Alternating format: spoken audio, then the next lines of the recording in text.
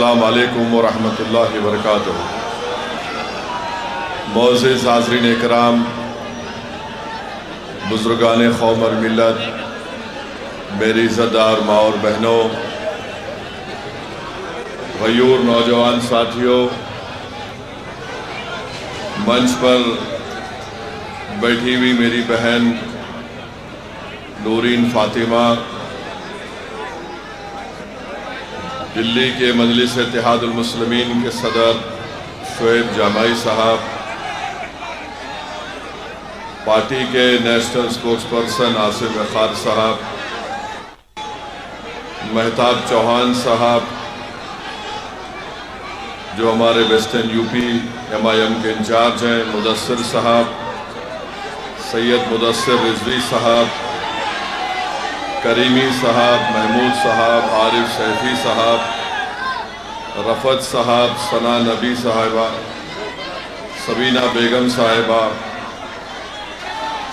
मेरे अजीज़ दोस्तों और बुज़ुर्गों, मैं आप तमाम का शुक्रगुज़ार हूँ कि आपने अपना कीमती वक्त निकाल कर आज यहाँ पर शिफाउर रहमान साहब के इंतखाबी जलसे में आपने शिरकत की और इतनी बड़ी तादाद में हमारी माँ और बहनों का, आप तमाम का, बुज़ुर्गों का जमा होना नौजवानों के साथ यकीनन इस बात का पैगाम देता है कि इंशाअल्लाह ताला ओखला में अब की बार जालिम कामयाब नहीं होगा, मजलूम कामयाब होगा इंशाअल्लाह। अब की बार ओखला में फिरौन का साथी कामयाब नहीं होगा, बल्कि मूसा का साथी कामयाब होगा। अब की बार ओखला से यजीद का परचम नहीं लहराया जाएगा, हुसैनी परचम लहराया जाएगा। अब की बार ओखला से झूठों को कामयाब होने नहीं देंगे, सच्चाई को कामयाब करेंगे। मेरे अजीज दोस्तों और बुजुर्गों, मैंने पहले भी कहा था और आज भी कह रहा हूं, मैं ये बात समझने से कासिर हूं कि दिल्ली प्रदेश का मुख्यमंत्री जेल को जाता है, उस पर भी तकरीबन उतने ही सीरियस IPC के चार्जेस लगते हैं, PMLA भी लगता है। मगर आखिर क्या वजह है कि सिसोदिया पर भी शराब का इल्ज़ाम, केजरीवाल पर भी शराब का इल्ज़ाम, जैन पर इल्ज़ाम, खुद ओखला के आम आदमी पार्टी के मौजूदा MLA जो अनकरीब रिटायर होने जा रहे हैं इंशाअल्लाह, उनको भी जेल में डाला गया। ये 4 जेल को जाते हैं और ऐसा जाकर निकलते हैं कि जैसा कोई अपने ससुराल में जाकर मुंह दिखाई करके आ गया। 6 महीने मुख्यमंत्री केजरीवाल जेल में रहे, 6 महीने के बाद उनको बेल मिल गई। सिसोदिया 12-15 महीने रहे, बेल मिल गई। जैन काफ़ी लंबा अरसा रहे, जेल मिल गई। यहाँ के मौसूफ जेल को गए, वापिस आए, फिर गए, फिर वापिस आए। आखिर इनके पास ऐसी कौन सी जादू की छड़ी है जो शिफा के पास नहीं है? आखिर ये क्या वजह है कि इनको इंसाफ मिल जाता है, इनके घर वाले इनसे महरूम नहीं होते, इनके चाहने वाले इनसे महरूम नहीं होते? अगर आज हमारी बहन शिफा की तड़प में आपके दरमियान में आकर कह रही है, तो हमारी बहन को भी वही हक हासिल है जो केजरीवाल की बीवी को भी हासिल है। याद रखो, अगर केजरीवाल की बीवी को तकलीफ हुई और केजरीवाल वापस आ गया, तो नौरीन का हस्बैंड वापस क्यों नहीं आया 5 साल में? अगर सिसोदिया के घर वाले परेशान हैं तो क्या सिसोदिया, केजरीवाल और यहाँ के घर वालों की परेशानी शिफा और ताहिर हुसैन की तकलीफ से ज्यादा हो सकती है? क्या दोनों इंसान नहीं हैं? ये बात आपको गौर करना पड़ेगा। इंसाफ सबसे होना चाहिए। यहां मुकदमा चलता नहीं है, वहां मुकदमे की हियरिंग हो जाती है। यहां पर टाइम पे टाइम लिया जाता है, वहां पर बेल पे बेल दी जाती है। तो मेरे अजीज दोस्तों, मेरी इज्जतदार माँ और बहनों, ये बात आपको समझना बहुत जरूरी है। दूसरी बात यह है कि मजलिस पर इल्जाम कि मजलिस ने क्यों दिया शिफा को। अरे याद रखो, अगर चुनाव फिर होगा फिर शिफा को देंगे, या जो जेल में बैठा है वो मजलूम है तो उसको टिकट देंगे। ये मजलिस की पॉलिसी है। हम चाहते ही हैं कि जो जिसको दबाया जा रहा है, जिसको तुम एंटी नेशनल कहते हो, हम उसको नेशनलिस्ट कहेंगे। जिसको तुम कम्युनल कहते उसको हम सेकुलर कहेंगे। तुम्हारा एजेंडा हम कबूल करने को तैयार नहीं है। ना केजरीवाल का कबूल करेंगे, ना मोदी का एजेंडा कबूल करेंगे। हम अपना एजेंडा तय करके जनता में आए हैं और जनता से कह रहे हैं कि अब की बार ओखला से शिफा को आपको कामयाब करना है। इसलिए कामयाब करना है कि एक पैगाम देना है उन वक्त के फिरौनों को कि तुमने जुल्म किया, तुमने ऐसे कई नौजवान बच्चे और बच्चियों को जेल में डालकर उनकी जिंदगियों को बर्बाद कर दिया। वो मासूम बच्चे ताहिर हुसैन आज वापस आए। जब ताहिर हुसैन जेल को गए थे, उनका बेटा मुझसे कह रहा था कि सद साहब, मेरी उम्र 15 साल की थी, मैं 5 साल में एक मर्तबा भी अपने अब्बू का हाथ पकड़कर महसूस नहीं किया। आज 5 साल के बाद मेरे अब्बू सुप्रीम कोर्ट के ऑर्डर पर आए हैं। तो मैंने पूछा क्या किया तुमने पहली मर्तबा? तो कहा कि मैंने अपने अब्बू का हाथ पकड़कर उसको महसूस किया कि मेरे अब्बू हैं। ये हाल करके रख दिया गया है और तुम बोलते कि मजलिस फिरका परस्ती करती है। अरे केजरीवाल, तुम्हारी जबान पर शिफा का नाम क्यों नहीं आता?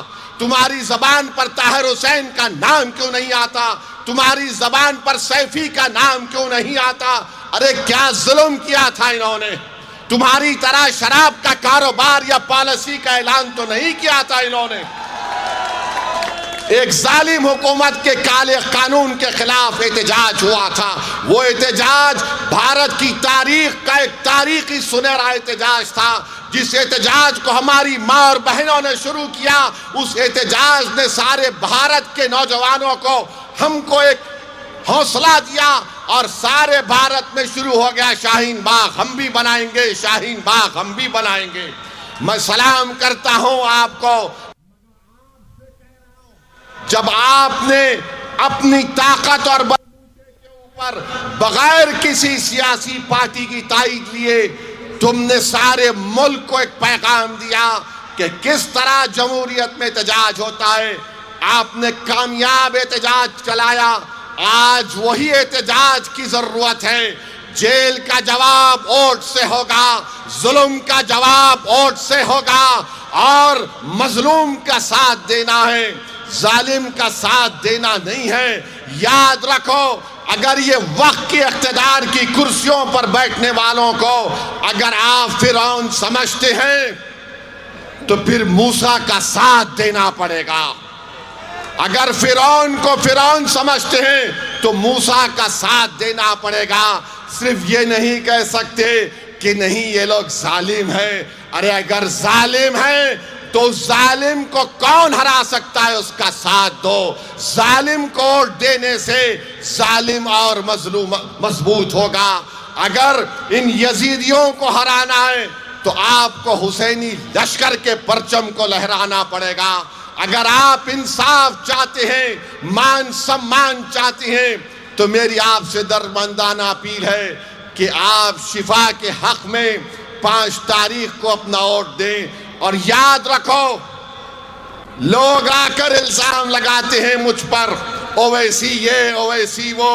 अरे मुझे कोई फर्क नहीं पड़ता, तुम जितना बोलना चाहते मेरे बारे में बोल दो, क्योंकि ना तुम मेरी खबर में आने वाले हो ना मैं तुम्हारी खबर में आने वाला हूं।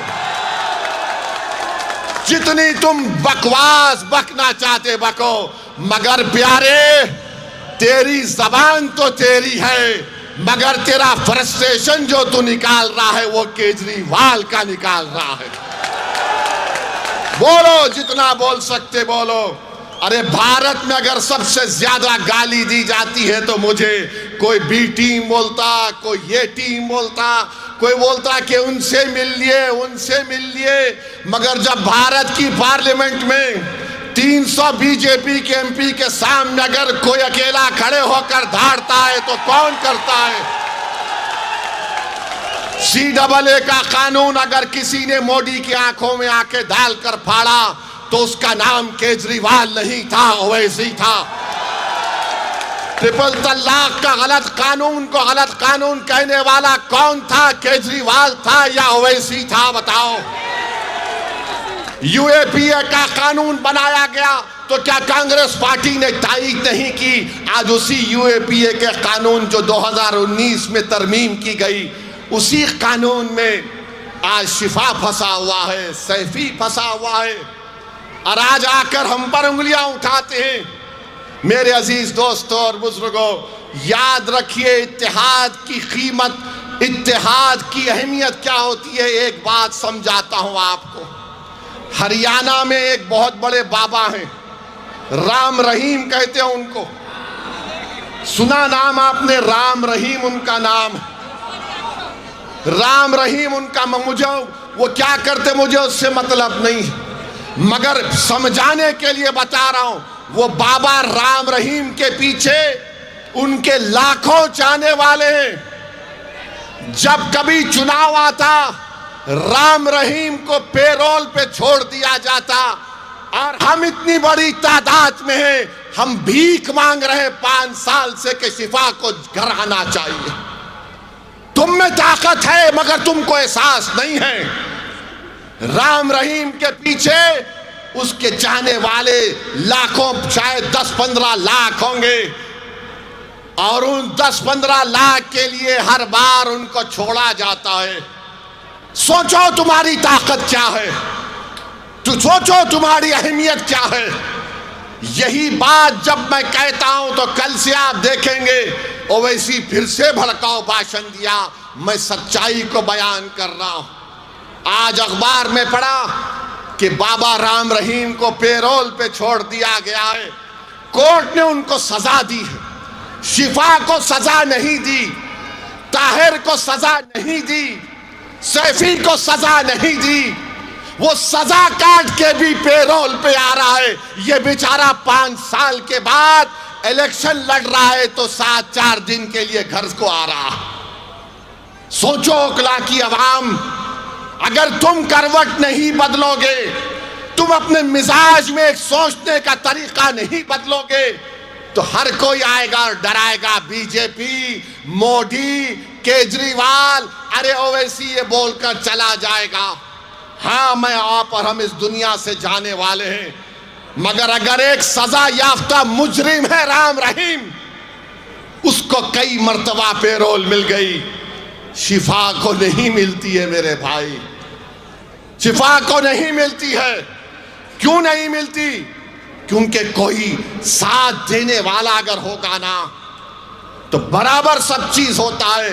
याद रखो, जब तक तुम्हारे पास ताकत नहीं आएगी, कोई तुमको पलट कर नहीं पूछने वाला है। और ताकत का मतलब ये नहीं है कि ओवैसी को देखकर तुम नारे लगा दो। ताकत का ये मतलब नहीं है कि तुम मेरे साथ सेल्फी ले लो। ताकत का मतलब ये नहीं है कि तुम व्हाट्सएप पर मेरी तारीफ लिख दो। ताकत का ये मतलब नहीं है कि फेसबुक पर तो मेरी तकरीर सुनकर गोलक भाई ने क्या भाषण दिया। ताकत का ये मतलब है कि तुम मुत्तहिदा अपने वोट का इस्तेमाल करो और शिफा को MLA बनाओ। ये ताकत है, ये ताकत है। इस ताकत को पहचानो।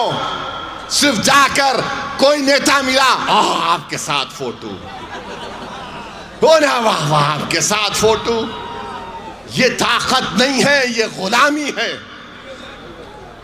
और आप देखेंगे अब चुनाव हो रहा है तो केजरीवाल ओखला की आवाम से कह रहा है वोट कट जाएंगे तो ऐसा हो जाएगा।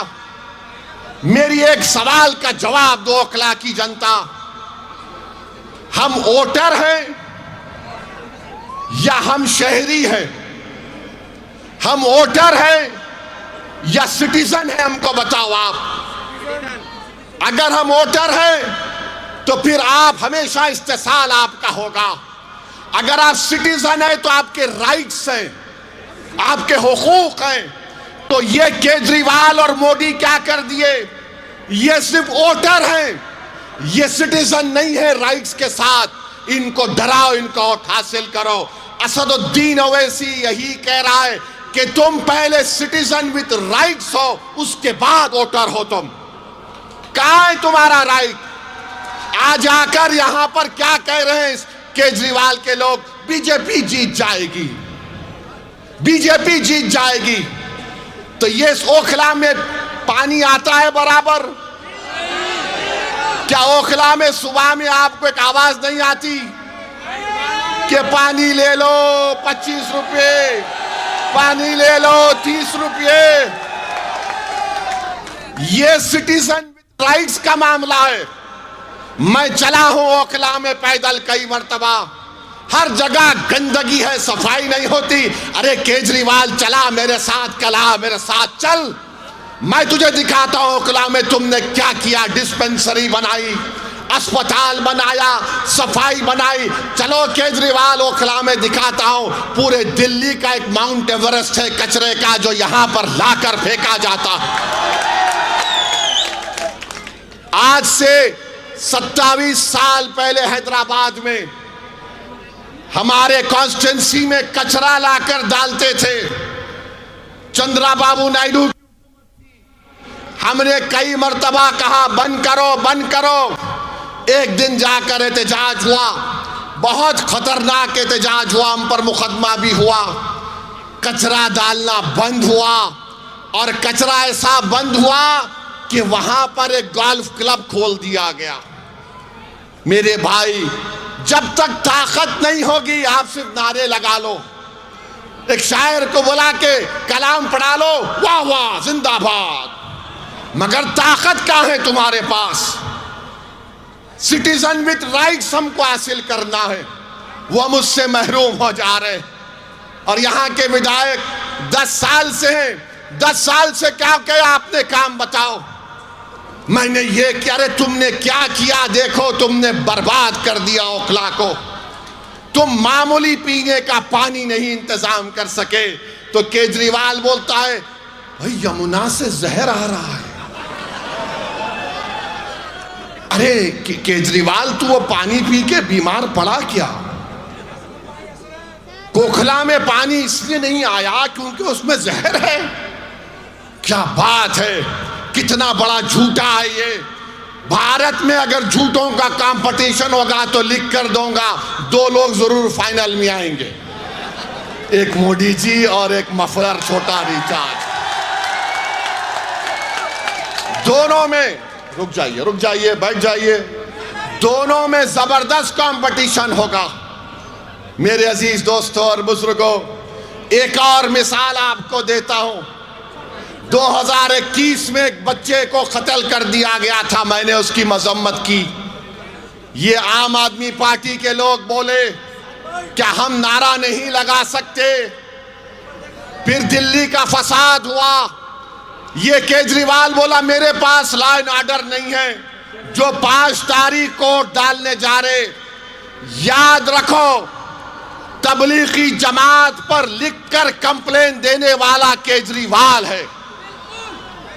तबलीगी जमात पर लिखकर FIR दर्ज कराने वाले का नाम केजरीवाल है।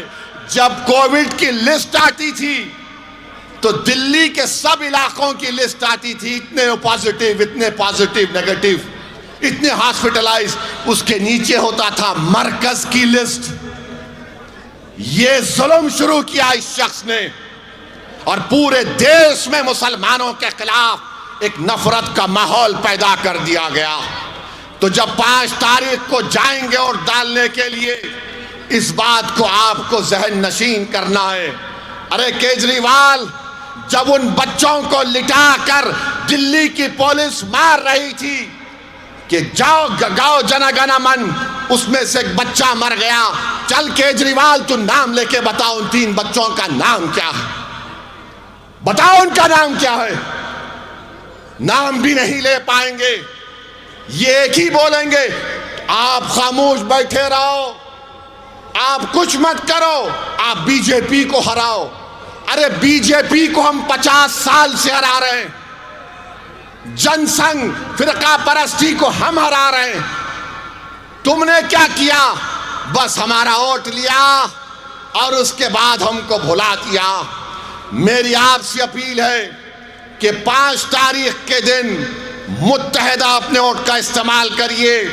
और अभी मुझे बताया गया कि समाजवादी पार्टी के लोग भी आ रहे हैं। कभी आईने में अपना चेहरा देखो समाजवादी पार्टी के नेताओं। तुम्हारा अखिलेश, तुम्हारा भैया, जो तुम उसकी गुलामी कर रहे हो, तुम्हारा मुकद्दर सिर्फ दरी बिछाना है, दरी बिछाना है भैया के लिए। ओवैसी कह रहा है कि अब किसी के लिए दरी नहीं बिछाएंगे, बिछाएंगे तो अपने लिए और शिफा के लिए। ये वो अखिलेश है। जब मुख्यमंत्री था तो मुजफ्फरनगर का कांड हुआ था। आजादी के बाद 50,000 लोग बेघर हो गए, 40 से ज्यादा महिलाओं की अस्मत रेजी की गई थी। कहां गया था तुम्हारा सेकुलरिज्म? आजम खां को सजा हो गई, अखिलेश पे एक मुकदमा नहीं होता है, एक मुकदमा अखिलेश पे नहीं होता है। इतने बड़े काम अखिलेश ने किए, मगर मोदी जी उसको ही चाय पिला रहे, आजम को जहर दे दिया गया। बोलो समाजवादी पार्टी के लोगों, याद रखो अकला की जनता, ये लड़ाई आपकी सियासी आवाज की है, ये मेरी लड़ाई नहीं है। मैं मर मिटने को तैयार हूं, मगर आपकी लड़ाई है। आपका नेता पैदा हो, अगर आज शिफा नहीं जीतेगा तो कल को इन जालिमों के खिलाफ नहीं उठेगा। याद रखो, जालिमों को कमजोर करना है, इंसाफ को कामयाब करना है। तो मेरी आपसे दरमंदाना अपील है कि 5 तारीख के दिन आप तमाम लोग अपने घर वालों के साथ निकलकर अपने वोट का इस्तेमाल करेंगे ना? पतंग के निशान पर बटन दबाएंगे आप फिरौन को हराएंगे, आप फिरौन को हराएंगे, आप जालिम को हराएंगे, आप इंसाफ को कामयाब करेंगे। तो लगाइए मेरे साथ नारा, नारे तकबीर, नारे तकबीर। अस्सलाम वालेकुम व रहमतुल्लाहि व बरकातुहू।